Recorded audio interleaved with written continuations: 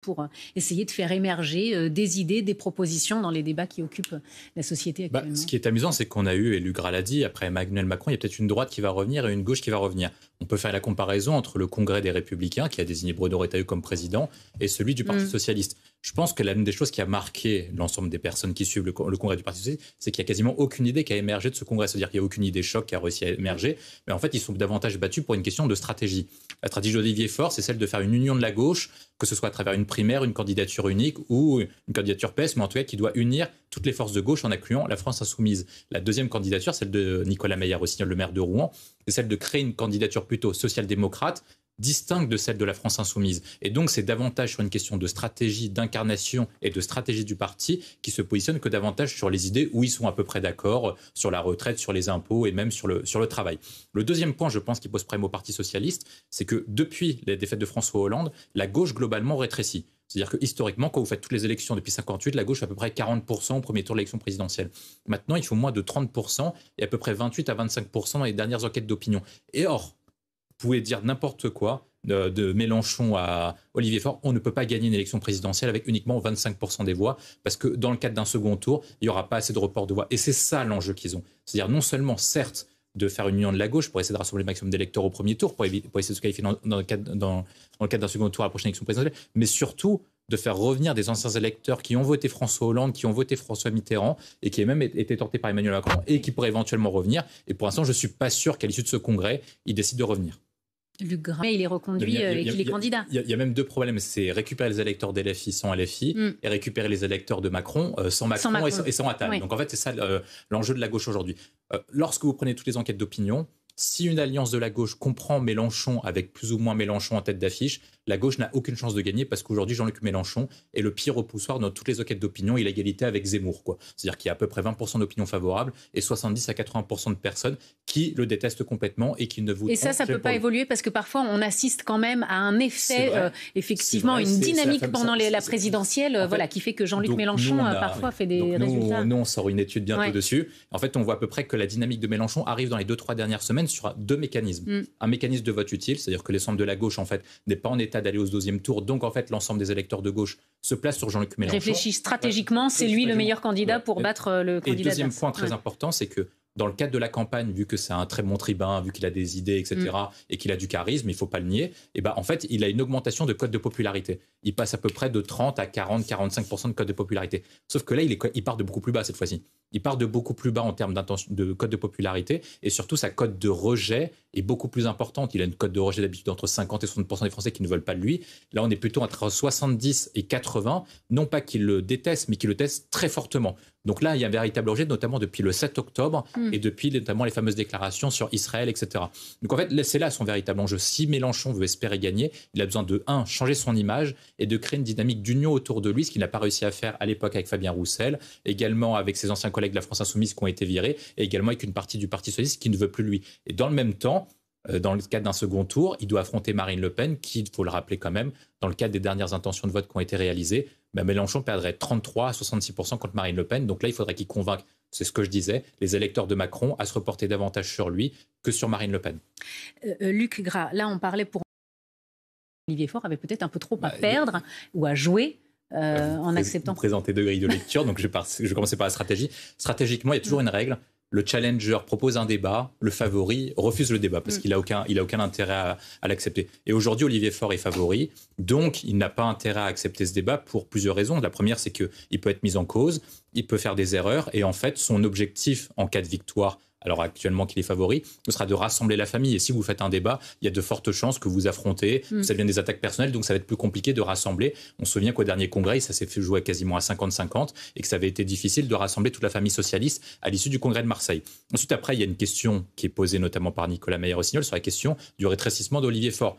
On peut dire que Olivier Faure a rétréci le parti parce que quand il récupère le parti faisait 5, 7, 8, 9, 10% et que maintenant, lors de la dernière élection présidentielle, ils n'ont fait que 1,75% et qu'ils ont réduit à portion congrue le nombre de députés. Mais il faut quand même regarder la dynamique. C'est-à-dire que lorsque François Hollande quitte le pouvoir, le Parti socialiste se retrouve avec 20 députés. Aujourd'hui, ils en ont beaucoup plus, ils ont 4 fois plus, et en plus, ils ont une certaine dynamique, c'est-à-dire que lors des dernières élections européennes, Glucksmann a quand même enregistré 14%, lors des dernières élections législatives, ils ont réalisé des bons scores, et au municipal, ils peuvent garder et conserver une grande partie des villes, voire même conserver les 3 plus grandes villes. Donc, c'est quand même une certaine dynamique pour Olivier Faure, et à ce stade, je pense que sur une élection de parti, non pas sur une élection pour désigner un candidat à la présidentielle, les militants pensent qu'il a une stratégie qui est plus efficace pour gagner que celle de Nicolas Meyer-Rossignol. Luc Graal.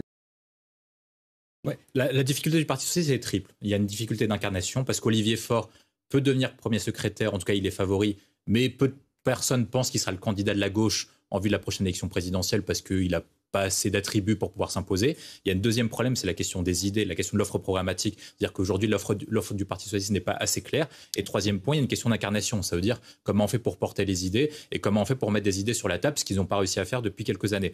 Sur les 3 points, Olivier Faure a des véritables difficultés et je pense que son plan, ça a été rappelé par Luc Gras, c'est d'avancer petit à petit. Aujourd'hui, c'est de sauver le maximum de sièges au Parti socialiste dans le cadre d'élections législatives anticipées. Donc si Macron dissout, il dit qu'il faut une alliance à gauche pour sauver les 200 députés élus du nouveau Front populaire. Ensuite, après, il y a la question des élections municipales. Et les socialistes ont beaucoup de sortants, donc ils ont beaucoup de choses à perdre, notamment s'ils perdent les grandes villes Paris, Lyon et Marseille. Et il y a quand même un risque qu'ils les perdent aujourd'hui. Et ensuite, après, ce sera d'avancer vers l'élection présidentielle. Mais je pense qu'à ce stade, l'idée d'Olivier Faure, c'est pas de penser à l'élection présidentielle parce que se posera inévitablement la question de comment on fait pour désigner un candidat. Est-ce que c'est en primaire fermée? Est-ce que c'est un vote du Parti socialiste? Est-ce que c'est en primaire ouverte? Et à ce moment-là, se posera même la question d'une primaire plus large avec Mélenchon, avec Glucksmann, avec Hollande, voire même avec Attal qui se positionne parfois au centre-gauche en fonction des événements. Donc il y a tout ça qui se posera comme question et je pense qu'il ne peut pas les trancher parce que s'il les tranche aujourd'hui ou dans le cadre d'un débat avec Meyer-Rossignol, il perdra des points auprès des adhérents. Je pense qu'on aura plus de réponses dans le cadre d'une éventuelle victoire. C'est à ce moment-là qu'il aura les coudes plus larges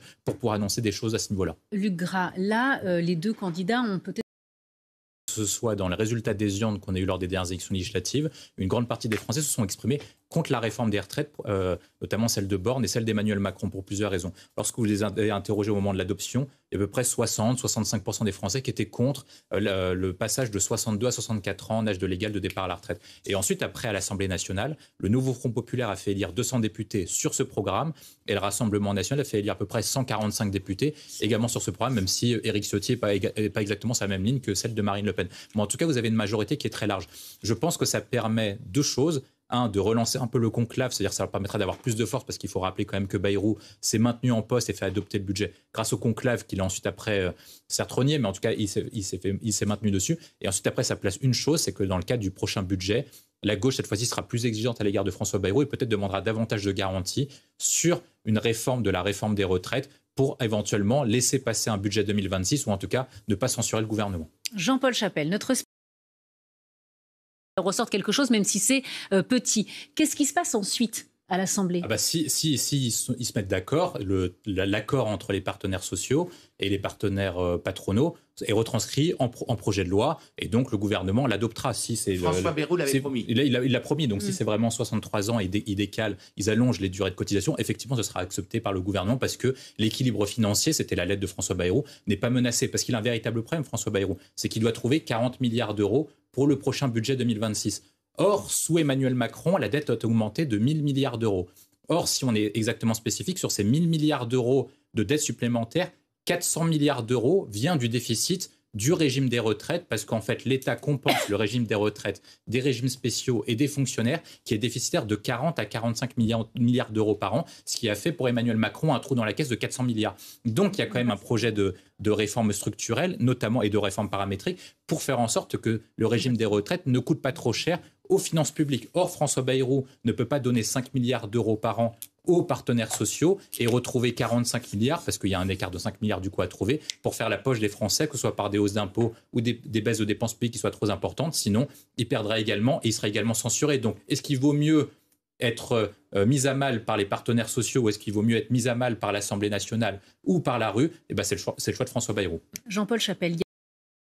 Multiple. En fait, quel est le pari que vous faites? Est-ce que vous faites le pari que le revenu par tête va augmenter plus vite dans les prochaines années, donc ce qu'on appelle le PIB par habitant, ou est-ce que c'est la bourse qui va augmenter plus vite? On va faire des chiffres très simples. Entre 2008 et 2025, le PIB par tête de la France est exactement le même, voire même il a régressé, ça veut dire que les Français gagnent moins d'argent par habitant qu'en 2008. Autre paramètre aussi qui est important, c'est que la bourse, Certes, ça fait peur aux gens, mais en fait, elle augmente chaque année à peu près un rendement sur les 30 dernières années. On a entre 8 et 10% de taux de rendement sur le S&P 500, donc le rendement américain, et à peu près un peu moins 6 à 7% sur le rendement français. Donc en fait, la différence, c'est est-ce que vous misez sur la force travail ou sur la force capitale? Le deuxième paramètre qu'il y a aussi, c'est est-ce que vous pensez que à terme, le système par répartition est viable? Depuis des années, on a les mêmes problèmes, c'est-à-dire de moins en moins de travailleurs sur le marché du travail. Deuxième point, on a un faible taux de naissance, donc ça veut dire que la natalité ne va pas se relancer comme ça dans les prochaines années. On aura un nombre d'actifs par retraité qui va baisser au fil du temps. Donc je pense que petit à petit, c'est ce que veut faire Édouard Philippe, c'est que la capitalisation permet en fait d'avoir des rendements qui sont supérieurs, permet également d'investir sur l'économie française et d'avoir un fonds d'investissement pour investir sur les économies d'avenir ou sur les grands investissements. C'est à peu près ça son plan, j'imagine. Alors il y a, Jean-Paul, un dernier mot parce que je voudrais qu'on avance sur la question des impôts. Le point principal, c'est la démographie. Expliquer voilà, comment ça fonctionnerait et quel serait l'avantage, l'impact et l'avantage pour le gouvernement. Vous avez deux lectures d'année blanche. En fait, c'est-à-dire que chaque année, les dépenses publiques sont augmentées en fait, artificiellement grâce à ce qu'on appelle l'inflation. Ça veut dire que vous avez l'augmentation des points d'indice, vous avez le mécanisme des allocations retraite, des allocations chômage et de l'ensemble des allocations. Gagner, en fait, quand vous faites une année blanche, c'est-à-dire qu'en fait, vous gelez tous ces points d'indice-là, et ça permet d'économiser les fameux 2 à 3% d'inflation, qui permet d'économiser sur une masse totale à peu près 20 à 30 milliards d'euros, j'imagine, au bas mot, donc c'est quand même beaucoup d'argent. Mais il y a quand même une difficulté, c'est que tous ces points d'indice sont revalorisés parce que ça permet à toutes les personnes qui sont bénéficiaires de préserver leur pouvoir d'achat. Or, les fonctionnaires ont eu leur point d'indice gelé pendant environ 10 ans sous Sarkozy et sous Hollande. Les retraites ont été gelées en point d'indice récemment, mais elles sont revenues, elles ont été reparamétrées par rapport à l'inflation. Et il y a aussi les aides sociales qui ont une difficulté, ça veut dire que si vous avez des bas revenus et que vous n'avez pas une hausse mécanique sur l'inflation, forcément, vous avez une baisse de vos revenus, de votre pouvoir d'achat, c'est-à-dire que vous êtes en difficulté.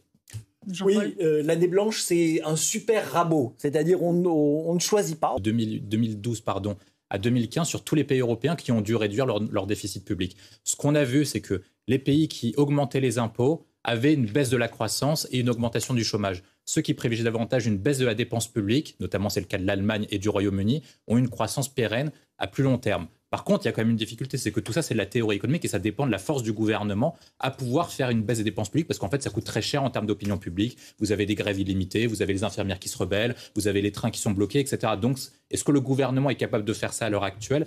Je ne suis pas sûr. Et donc, dans ce cas-là, on est plutôt comme les pays du Sud, c'est-à-dire l'Italie, l'Espagne et le Portugal, qui ont procédé à aux augmentations d'impôts parce que ça coûte beaucoup moins cher en termes de popularité et que c'est plus simple d'augmenter les impôts des très riches et des milliardaires plutôt que de s'attaquer à des réformes qui sont beaucoup plus dures et qui sont beaucoup plus dures à faire passer. Il faut quand même le rappeler, l'Italie a fait passer ses principales mesures sous deux régimes technocratiques, celui de Mario Monti, donc l'ancien commissaire européen, et celui de Mario Draghi, l'ancien président de la Banque centrale européenne. Jean-Paul Chappell.